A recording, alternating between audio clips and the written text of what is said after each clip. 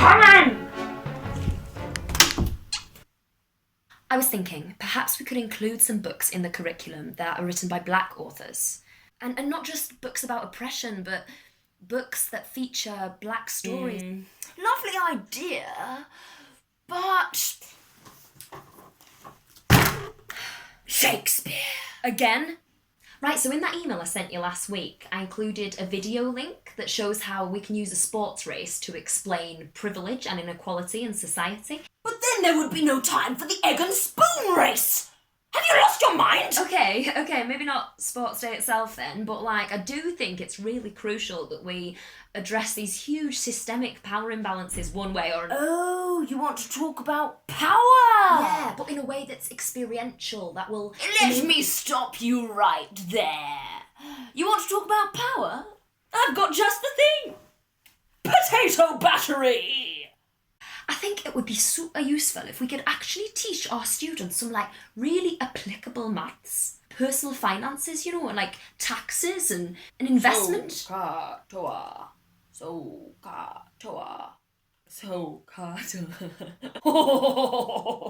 Boobs. Really? Our history curriculum is massively lacking. Teaching colonial history would highlight how colonialists invented the concept of race and racial hierarchy to serve their extractive capitalist economies that are still keeping people enslaved around the world, from mass incarceration to child labour, and creating climate change, which is hitting indigenous communities and poorer countries, i.e. those who are least responsible for it, hardest. Divorced, beheaded, died. Divorced, beheaded, survived. Oh, you want to talk about queens? Right, well, let's talk about Elizabeth I then and her rotting teeth. Where did all that sugar come from? Let's address the fact that Black people were degraded to literal slavery in order for our country to enjoy this... Listen, let's do this another time. I've been hydrating so much, I've got to take another comfort break. I want to raise the fact that the map you've got on your wall here and all the maps around the school are basically wrong. We're essentially brainwashing our students into some sort of colonial matrix made up by a Flemish map maker.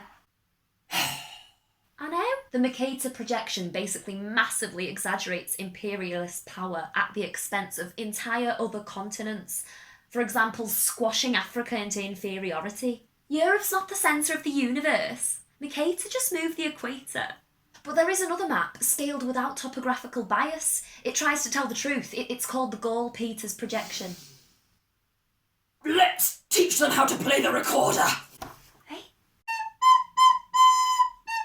For the next PSHE session, I think it would be really valuable if we covered non-violent communication. Teaching the students how to communicate their feelings without blaming or judging each other. Let's have an all drugs are evil talk instead. I've got to be honest, I'm a little bit sceptical about how... Yes, scepticism. We could teach the students to question everything. How rigidness and certainty of belief are actually often the things that lead to violence and evil and cruelty in the world. Are you sure?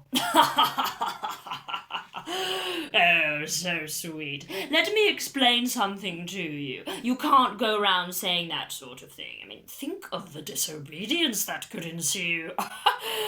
If we were to teach critical thinking from a young age, these children might actually grow up to think for themselves. You've scared my pussycat. Oh, there. Don't worry. Everything's going to be okay. Nothing's ever going to change. Progression? What's that? Oh, don't worry. There. Okay, real talk. Whoa. I am going to link the petition to make colonial history a compulsory part of the British curriculum in the description box below. Always wanted to do that in the description box below. And I'm also going to include links to templates that you can use to write to your MP or your head teacher or your ex-head teacher that have been put together by a group called Fill in the Blanks, and they are a group of sixth formers from former British colonies. And they've put together loads of these great resources, so that will all be in the description box, as well as links to some of the things that I've mentioned in the video. So yeah, thank you for watching. Remember to look after yourselves, and see you next time.